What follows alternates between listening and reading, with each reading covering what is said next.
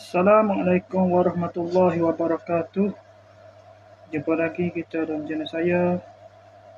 Hari ini hari Isnin. Apa hari bulan? Isnin 3 hari dah tak? Hari Isnin. Hari Isnin 10 hari bulan Februari 2024 masih 2025 Masehi bersama dengan 11 Syakban 1446 Hijriah. Seperti biasa, video sekarang pukul 6.42 petang. Seperti biasa, video dari report kita untuk hari ini.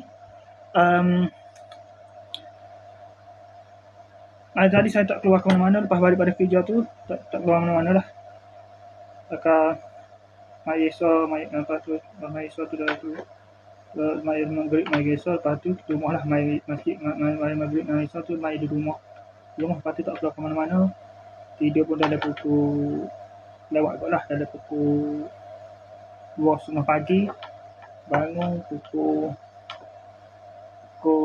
9.50 pagi. Bangun mandi semai subuh. Kemudian sambung tidur balik. Bangun pula pada pukul 11.30 pagi.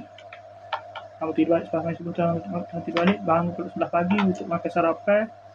Lepas tu tak ada buat apa mana hari ni. Duk main internet ke Facebook gitu lah. Dari Facebook gitu. Tak ada buat kerja apa hari ni. Lepas tu pukul 12 pagi tu, 12.30 pagi tu baru lagi bayar gaji. Kemarin boleh RM210.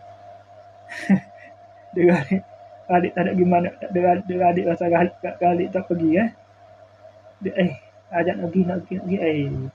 Pakai betul ni tak ada tubik hari ni. Lepas ni baru nak tubik insyaAllah lah. Lepas ni baru nak tubik. Lepas tu tak ada kerja apa hari ni. Okey, sekarang itu saja untuk sesi video dalam report kita untuk hari ini. Assalamualaikum, jumpa lagi. Bye.